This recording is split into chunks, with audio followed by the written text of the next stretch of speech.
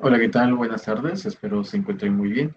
Eh, Vamos a iniciar con esta videocápsula de la asignatura de Ingeniería de Bioprocesos 1, relacionado con la unidad 2, que corresponde a los balances de materia y energía.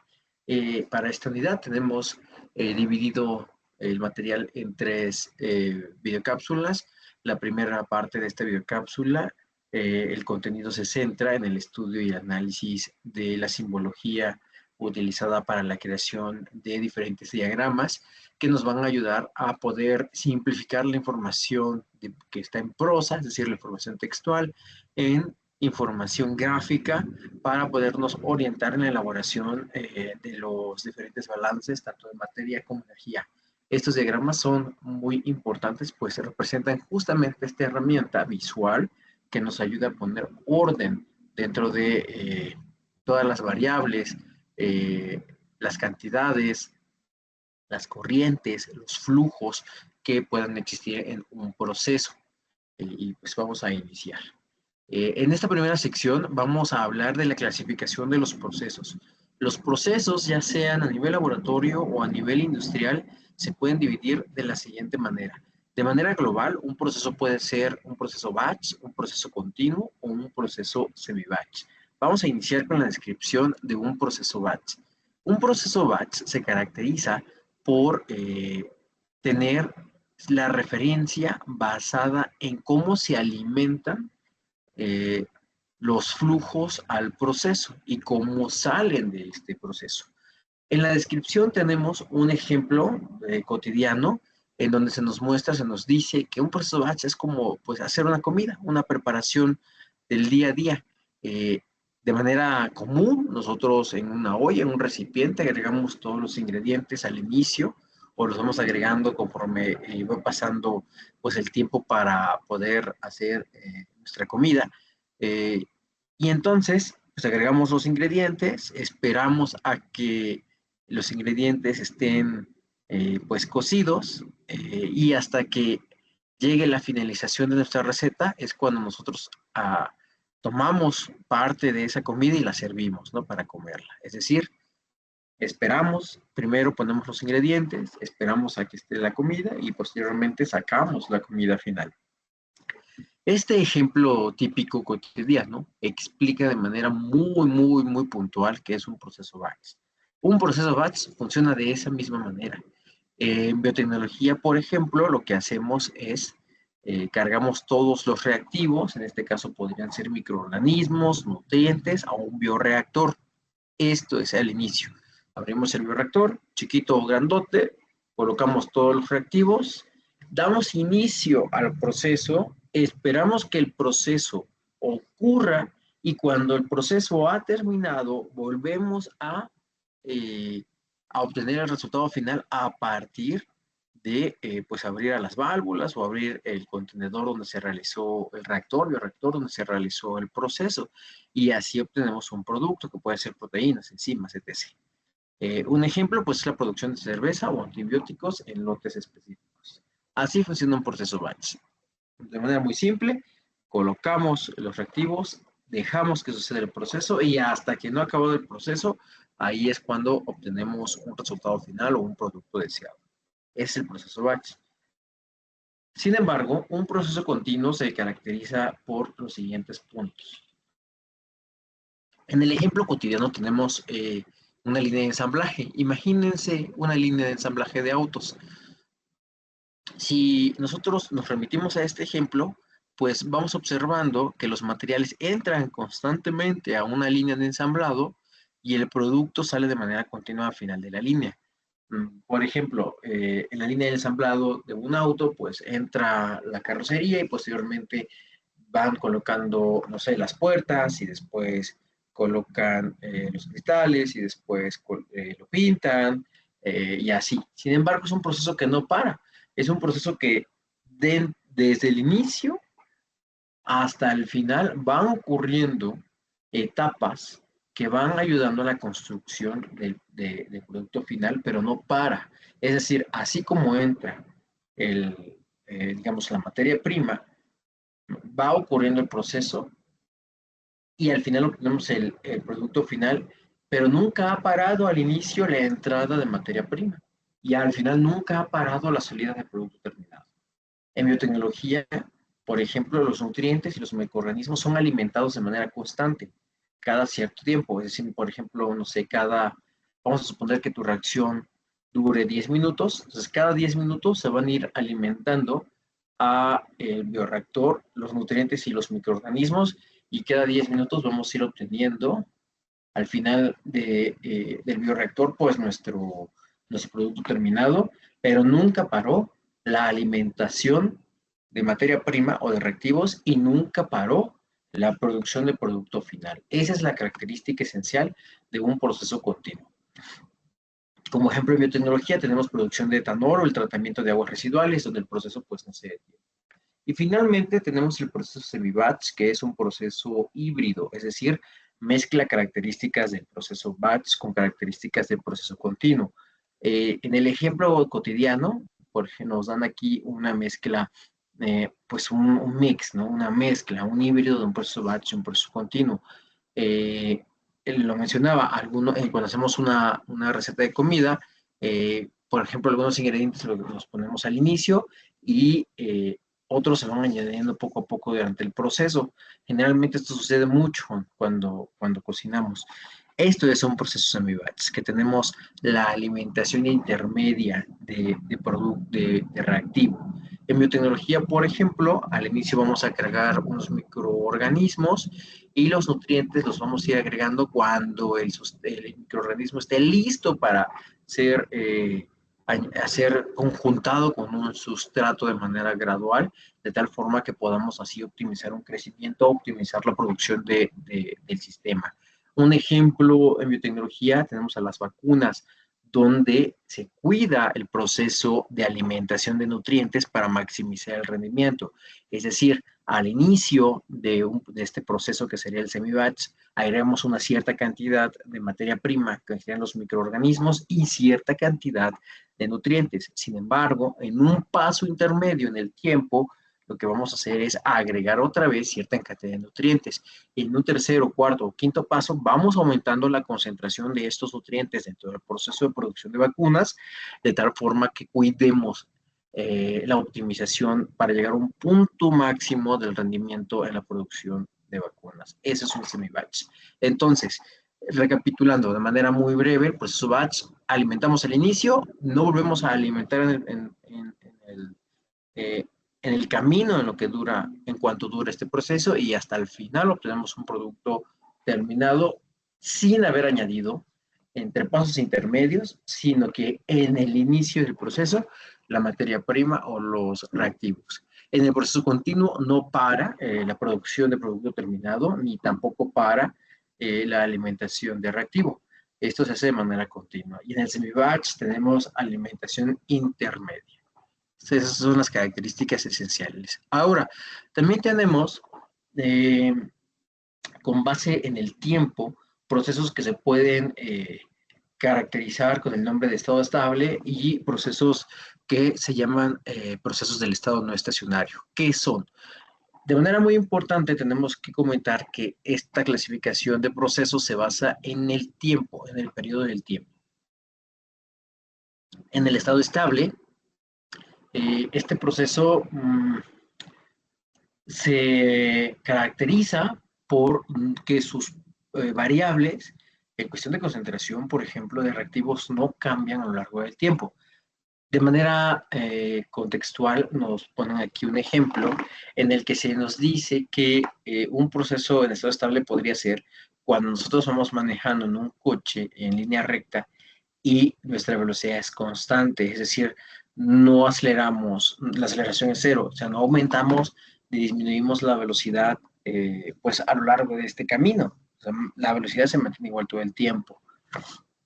Por ejemplo, ya de manera biotecnológica, en procesos biológicos, variables como concentración, como la cantidad de microorganismos o como la producción de metabolitos, perdón, no cambian en el tiempo. Es decir, lo que entra al sistema es igual a lo que sale y no hay acumulación ni pérdida de materiales.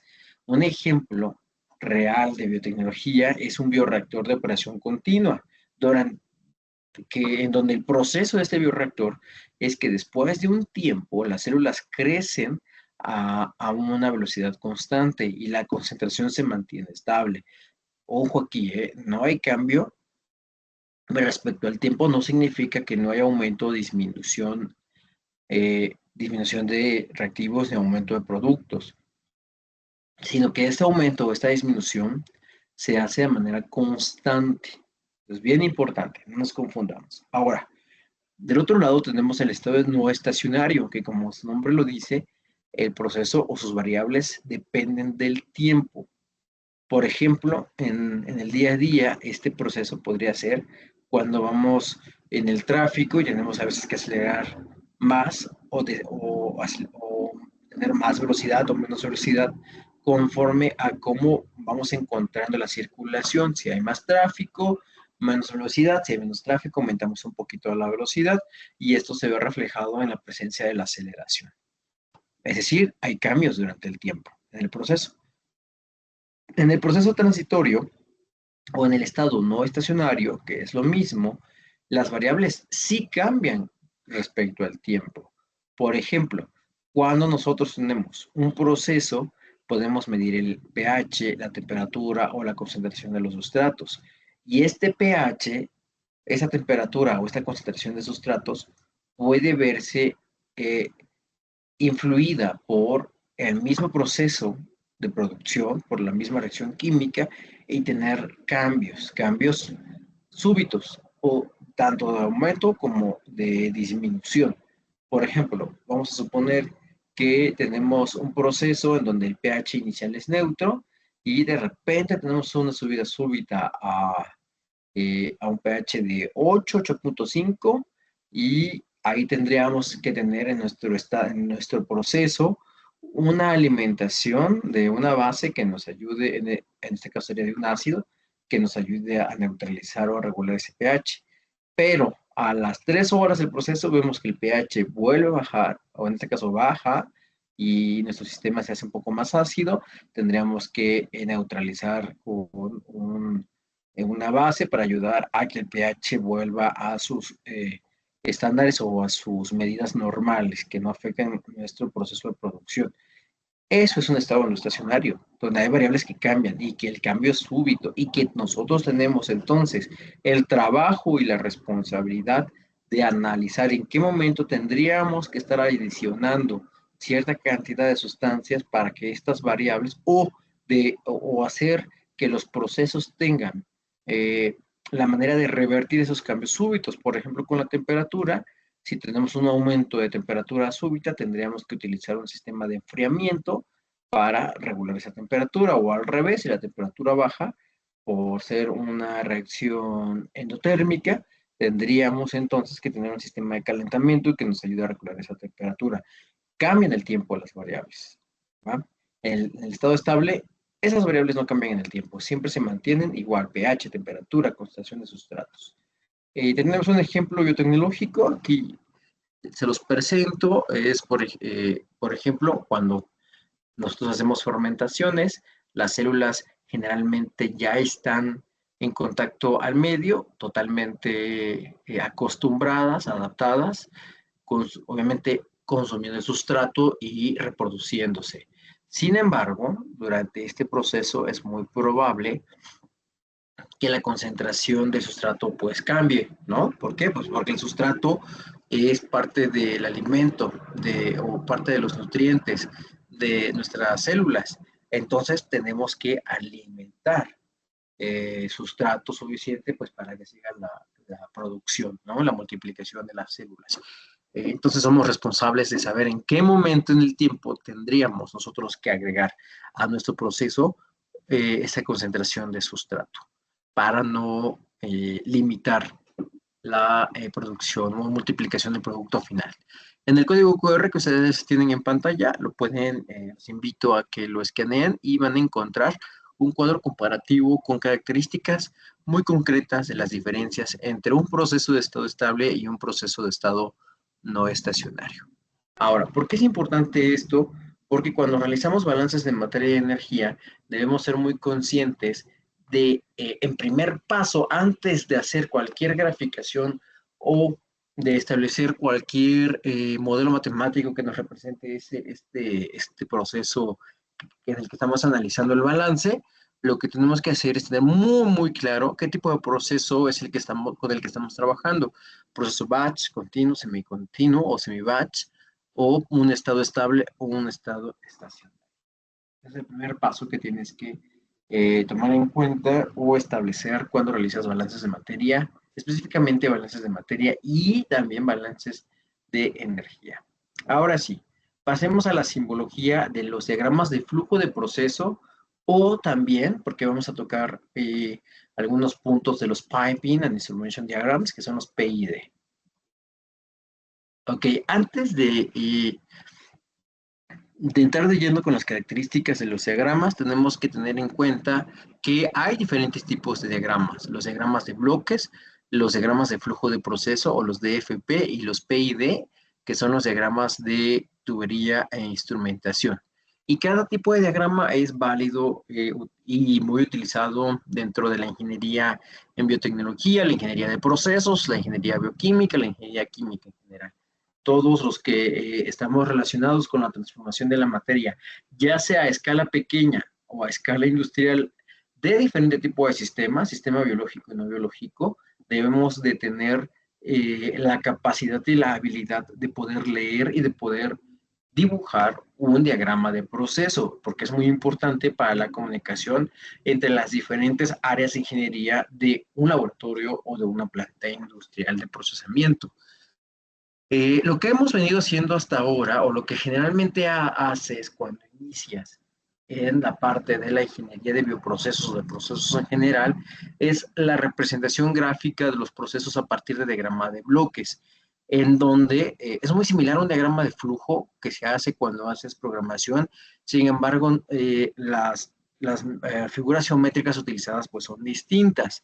En los diagramas de bloques generalmente se representan los pasos del proceso de manera simple a través de rectángulos y de flechas, nada más. Obviamente se colocan cierta cantidad de información en texto, como el nombre del proceso, el del paso del proceso, es decir, tendremos que notar si es una destilación, si es una separación, si es una filtración, es decir, el método de separación o el proceso de operación unitaria que está sucediendo en ese bloque rectangular que estás escribiendo, además de introducir dentro de las o cerca de las flechas que unen a las etapas del proceso, información como pues la cantidad de producto, las concentraciones y algunas consideraciones de operación como temperatura y presión. Sin embargo, cuando nosotros brincamos a una escala de mayor detalle dentro del diagramado de procesos, tenemos a los DFP, que son los diagramas de flujo de proceso.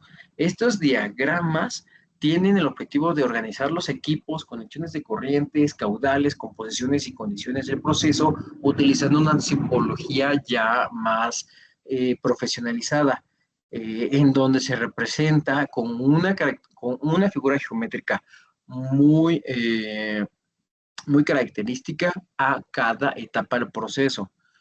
Ahora, si nosotros queremos más detalle, podemos realizar un diagrama de tubería e instrumentación donde se muestra a detalle las conexiones, no solamente de la ingeniería del proceso de transformación de la materia en el que estemos trabajando, sino además de flujo mecánico, es decir, tenemos que colocar válvulas, bombas, tenemos que colocar simbología de sensores, cómo están conectados, del tipo de corriente que están utilizando, es decir, el detalle es más grande. Sin embargo, todos los diagramas tenemos que tener la capacidad de poderlos entender y de poderlos leer.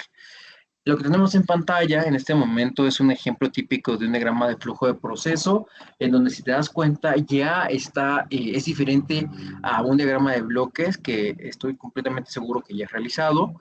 Este diagrama de flujo de procesos, si lo observas a detalle, tiene simbología muy característica de cada equipo y de cada conexión utilizada, además de que se están etiquetando las corrientes de entrada y de salida, así como los mismos equipos ya tienen un etiquetado. ¿Cuál es el objetivo de nuestra asignatura antes de realizar balances?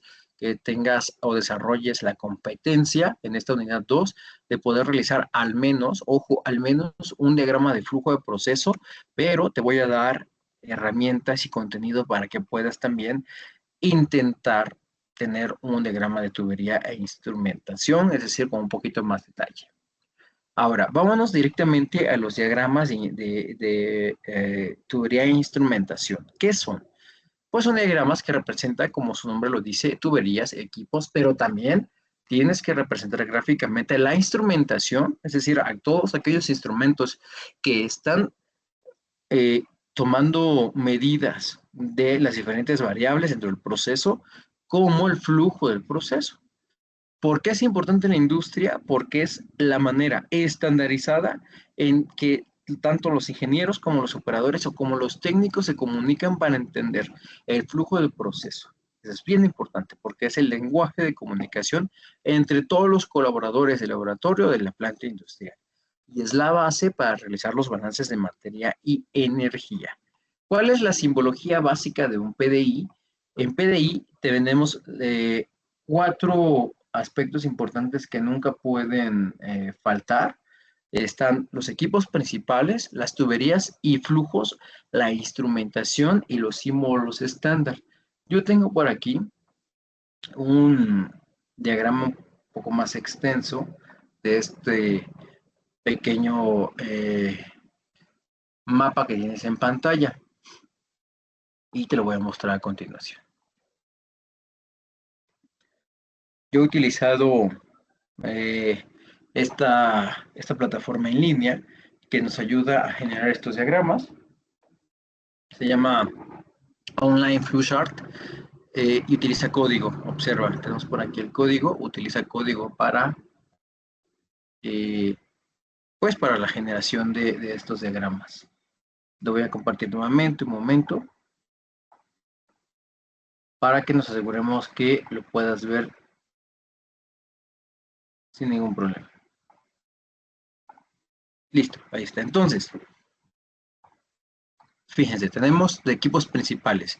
En los equipos principales tenemos reactores que se representan con círculos con letras, los tanques que se representan con rectángulos con fondo curvo, las bombas que se representan con círculos con un triángulo interno, los compresores que se representan con círculos con una flecha curva, los intercambiadores de calor, que son dos rectángulos superpuestos, las torres de destilación, que son rectángulos altos con platos internos. En tuberías y flujos tenemos las líneas sólidas que representan tuberías principales, las líneas punteadas que representan tuberías secundarias y las flechas que indican dirección de flujo. En las válvulas tenemos las válvulas de control que se representan con círculos con líneas diagonales y las válvulas de seguridad que son triángulos invertidos. Dentro de la instrumentación, donde están las válvulas también, tenemos los sensores, el de temperatura, que es un círculo con una T, los sensores que miden presión, que es un círculo con una P, y los sensores que miden flujo, que son un círculo con una F. Los controladores, que son controladores de presión, temperatura, concentración, etc., flujo, se representan con un círculo con una letra C. Los transmisores, que son los sensores, un transmisor o un sensor que utiliza la comunicación a partir de señales eléctricas, utiliza una línea con una letra E, las señales neumáticas, la línea con P, y los símbolos estándar. Aquí es muy importante porque tenemos una estandarización de la simbología en los PID, pero lo vamos a profundizar en la siguiente lámina. Fíjense, ¿qué es la simbología estándar? ¿O existe una manera estándar de realizar un diagrama de flujo de proceso, un PID? La respuesta es sí. ¿Por qué? Así como estudiamos los sistemas de medición de unidades, que existen ya pues estandarizaciones como el Sistema Internacional de Unidades, en la Aparte de los DFP y de los PID, también existe una estandarización. ¿Con qué objetivo se hizo esto? Pues con el objetivo de tener una herramienta global en la ingeniería de procesos que represente de manera gráfica equipos, tubería, instrumentación y flujos para garantizar que los diagramas que tengamos en las industrias o en los laboratorios sean universalmente comprensibles, que todos los podamos entender con simbología simple, para que un operador y un auxiliar que es parte de nuestro equipo de trabajo pueda entender cómo funciona la planta y pueda saber comunicar cuando existe alguna situación de peligro, cuando existe algún error o cuando algo no está bien en todo el proceso, nos pueda decir de manera muy específica en dónde está ocurriendo esta situación. Estas normas pues ya están establecidas y existen distintas. En pantalla te pongo o te he resumido 4. No vamos a entrar en detalle en estas. O te pido que sea una actividad que hagas de manera independiente, de poder investigar y de poder llenarte un poquito más de información de estas normas. Las más importantes son las dos primeras, sobre todo la número 1 o la primera que está en color azul, que es la norma ISA 5.1, que es de la Sociedad Internacional de Automatización, que es la que vamos a estar utilizando para la generación de diagramas de flujo de procesos y de PID. También tenemos una norma ISO, son mundialmente conocidas las normas ISO. Acuérdense que el sistema ISO es un sistema de estandarización global. Y específicamente para PID, la norma utilizada es la norma 10628. Tenemos también por ahí la ANSI y la ISA, que también es utilizado actualmente, y las normas DIN, muy utilizadas en Europa y pues como su nombre lo dice, muy utilizado en Alemania. Ahora bien, la primera, la ISA 5.1, es la que todavía se utiliza a nivel internacional. Sin embargo, la ISO de 10628 también es de gran utilidad. Todo bueno, se usa. ¿Cuáles son los objetivos de estandarizar los diagramas de flujos de procesos y los PID? Es que exista claridad, exista consistencia, exista eficiencia en la comunicación entre operadores técnicos e ingenieros para reducir errores y malentendidos y permita la integración de sistemas y equipos de diferentes fabricantes.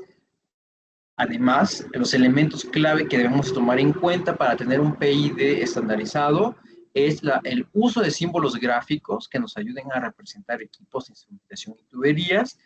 Hay que identificar en un PID siempre los instrumentos con letras. Hay que establecer líneas y flujos a partir de las convenciones para tuberías, para señales eléctricas y neumáticas, que lo veíamos en el diagrama, en el esquema que les presenté anteriormente. Y hay que poner detalles adicionales o especificaciones técnicas. Aquí quiero ser muy claro que en un PID es importante colocar la tabla del balance de materia y el balance de energía.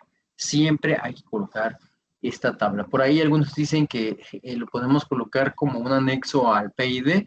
Personalmente creo que tener la información dentro de un mismo documento que esté a la mano es pues importante. Ahora, ¿dónde nosotros podemos encontrar información relacionada a la normatividad? Bueno, antes de pasar a esto, pues en la parte estándar, acuérdate que tenemos los símbolos estándar, norma ISA o norma ISO, ¿no?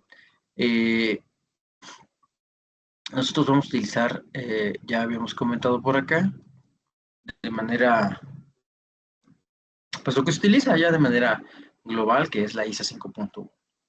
Entonces, retomo. Las normas, pues como son organizaciones lucrativas, generalmente se tienen que, pues, comprar. Sin embargo, si tú a la red y haces una investigación, pues puedes encontrar resúmenes importantes de estas normas. Lo que te voy a presentar a continuación lo retomo de un trabajo realizado, aquí está, ¿vale? Por estos autores de la Universidad Tecnológica de Bolívar. Entonces, a ver, fíjense, en ese resumen que ellos nos realizan, que es muy didáctico, nos dan en las tablitas las diferentes imágenes reales de lo que nosotros podemos encontrar en una planta o en un laboratorio y su símbolo a partir de la normatividad. En este caso, la norma con la que ellos trabajan es la norma ISA, ¿vale? Para diagramas de flujo de proceso y los PID. Aquí los más importantes, por ejemplo, tenemos aquí un pH, un pHímetro, y vean cómo tenemos el pHímetro con su sonda de detección, y aquí tenemos el símbolo utilizado que representa que en ese punto del proceso tenemos un pH. Digo, es uno de los que me parecen relevantes en el área biológica, biotecnológica. Tenemos por aquí un tubo de Pitot, que estos se utilizan para medir flujo y presión. Vean cómo se representa. ¿Vale? Tenemos un flujómetro, vean, que se representa de esta manera. Aquí tenemos, pues, flujómetros que nos ayudan a medir caudal o flujo volumétrico y sus diferentes representaciones. Vean, aquí hay un ultrasónico, bien importante.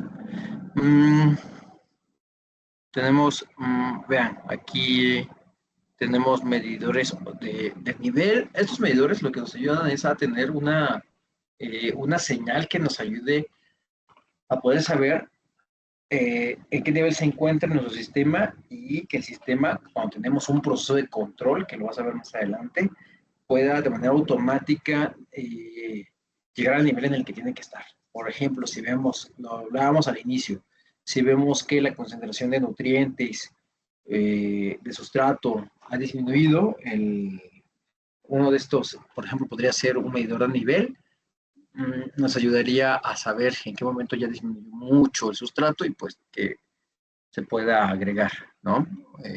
Pues más sustrato para no detener la reacción. Tenemos aquí indicadores, tenemos aquí un manómetro, vean cómo se representa. Aquí están, si recuerdas lo que ya habíamos visto, cómo se representan las señales, neumática, electromagnética, eléctrica, hidráulica. Y lo que más me interesa es llegar a la parte de equipos.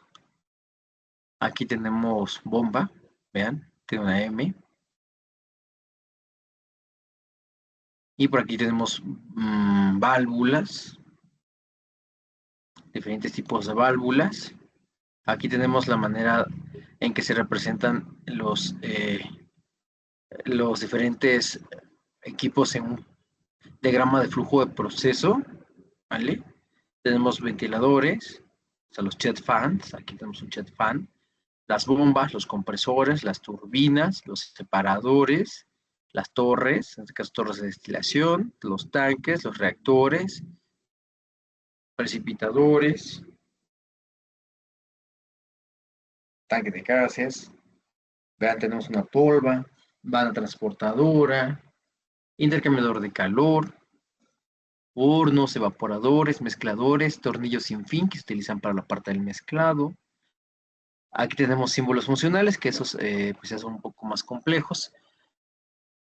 Y vean, aquí tenemos ejemplos, ¿no? De cómo es una sección de un diagrama de tubería e instrumentación, donde tenemos el equipo y tenemos las diferentes señales que están dentro de esta sección. Tenemos aquí una válvula y además tenemos esta línea continua que representa el flujo. Tenemos las letras, que son la parte estandarizada, que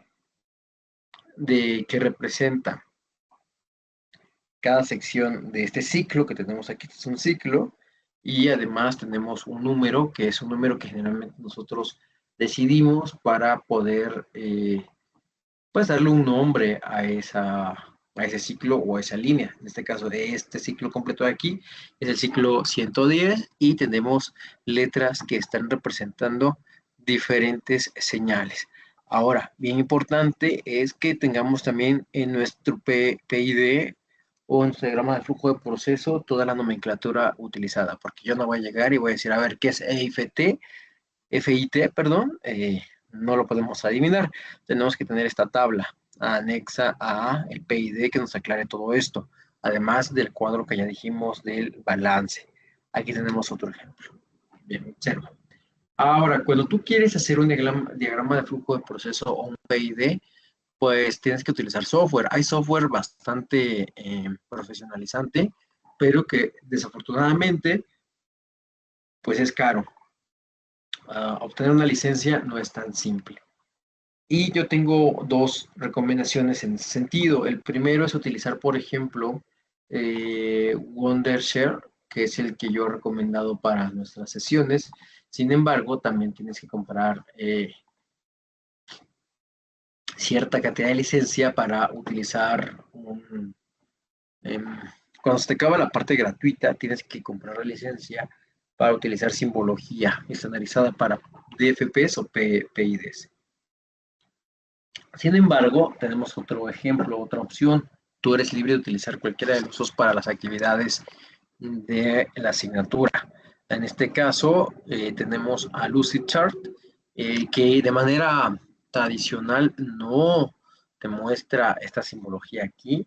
Lo que tienes que hacer es que en la parte de formas, que es esto que está acá, te hacen más formas y te va a aparecer toda una sección de librerías en las que tú tienes que ir seleccionando cuáles son las que necesitas. Por ejemplo, si habláramos de arquitectura, pues utilizaríamos el AWS que tenemos por acá, pero nosotros no necesitamos esa, necesitamos la de ingeniería de procesos y la parte estándar, siempre deja el estándar, ¿vale?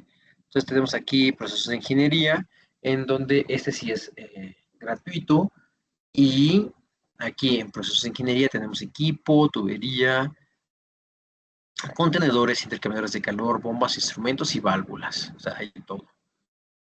Y lo puedes utilizar, si bien es probable que no lo puedas descargar, pues hay maneras de poder compartir esto. Con su vínculo, por ejemplo, lo puedes compartir con un vínculo o hacer pues captura de este mismo proceso. Entonces, si no puedes utilizar Wondershare, yo recomiendo que uses Lucidchart, que pues es bastante bueno. Vamos a hacer un pequeño ejemplo de un sistema muy simple, un sistema genérico, no es un sistema que se haya utilizado, es un sistema genérico.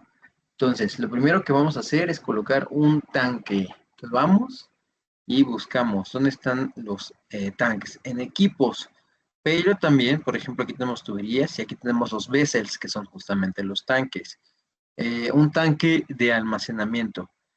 Si tú pasas el cursor sobre la simbología, pues te va a aparecer el nombre. Por ejemplo, aquí tenemos un tanque abierto con pestañas, tenemos un tanque cerrado, una esfera de almacenamiento, una columna, un cilindro de gas. Tenemos muchísimos tipos de tanques. Yo voy a utilizar un tanque cerrado, ¿vale? Lo voy a poner acá y le voy a poner su simbología.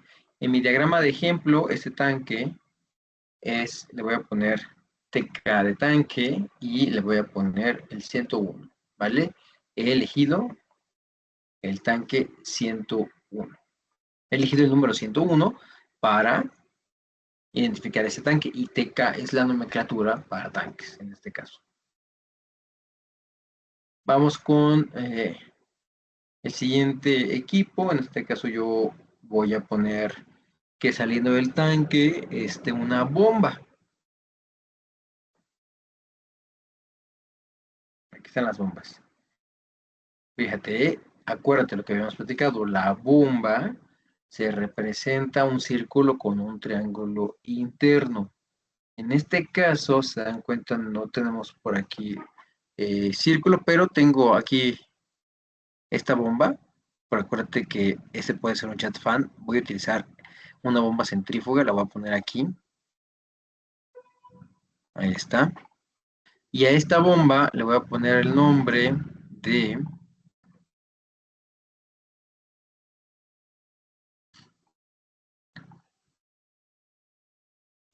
El nombre de P y 101.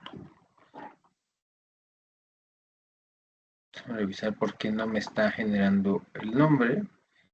Pero bueno, antes de generar el nombre podemos hacer Ahí está.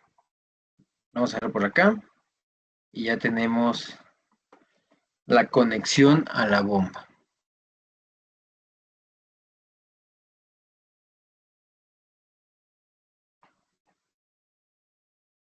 Yo por el momento lo voy a dejar así.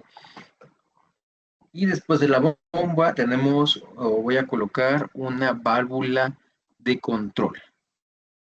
Y aquí tenemos instrumentos, las válvulas están por acá. Acuérdate que puedes colocar el cursor y vemos que hay una válvula de globo, una válvula de control. Aquí está. Vamos a poner por acá y vamos a sacar el flujo que va a la válvula.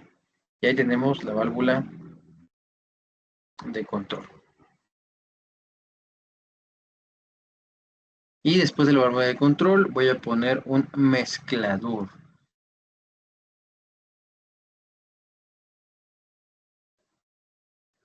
Ok, dentro de la parte de los mezcladores, hay que tener mucho cuidado porque existen diferentes tipos de mezcladores.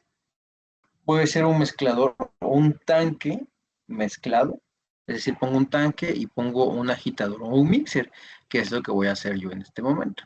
Voy a poner otro tanque por acá.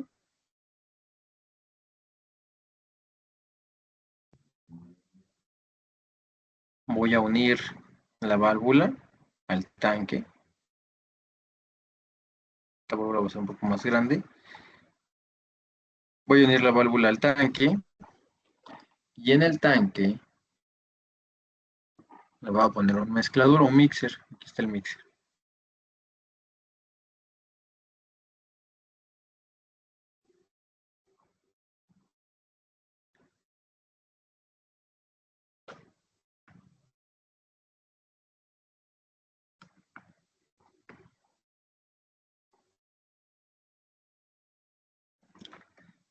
Pero también puedes utilizar una simbología para hacer el mezclado, porque hay mezclado, ¿ok? Mezclado distinto. Y para que esto sea más rápido, únicamente es un ejemplo. Eh, Vamos a utilizar tuberías sólidas para pues, todas las líneas. Tenemos tuberías sólidas y flechas para indicar el flujo. Aquí tenemos las flechas. Voy a sacar por aquí otra flecha que me indicaría ya la salida. Vamos a poner un sensor de flujo. Vamos a poner después de, ya, vamos a poner después del tanque. Recuerda que el sensor de flujo es un círculo. Entonces aquí fácilmente puedes tomar un círculo conectado a la tubería, obviamente, así. Ojo, aquí tendríamos que cambiar el que la línea no tenga una flecha porque no estamos agregando materia, ¿ok? Únicamente estamos poniendo un sensor de medición, en este caso lo voy a poner FT, que es de sensor de flujo. Y vamos a poner un controlador de flujo, vamos a poner aquí un controlador de flujo, que es prácticamente lo mismo. Lo ponemos por acá. Y este controlador de flujo cambia en las siglas porque no es un indicador de flujo, es un controlador de flujo. Un controlador de flujo lleva FIC. Ahí está. Y listo, ya hemos terminado nuestro diagrama. Obviamente faltan muchos detalles. Solo es un ejemplo. Este ejemplo, eh, pues para que tú puedas observar cómo es que se realiza o cómo se utiliza este software como una alternativa a este software que nos piden pues tener o comprar una licencia, ¿no? Acuérdense que las bombas van con P, pongo aquí la P 101.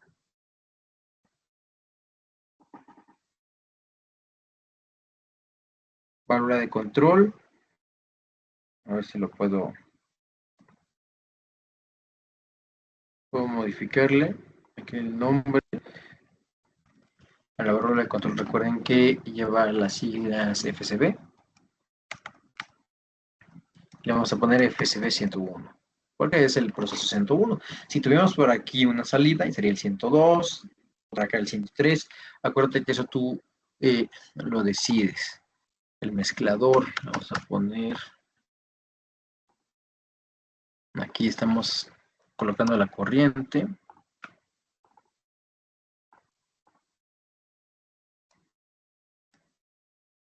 Pero bueno, aquí le podemos poner M101, porque es un mezclador, un mixer. ¿Ah? Y bueno, así es como se utiliza el Lucidchart para hacer DFPs. Te pido que seas muy consciente en hacerlo muy profesional, con base en lo que se piden en las actividades. Y hasta aquí llega esta primera parte, que espero te haya servido para poder tener ahora sí ya un bagaje o información suficiente para realizar un diagrama de flujo de proceso o un PID de manera profesional.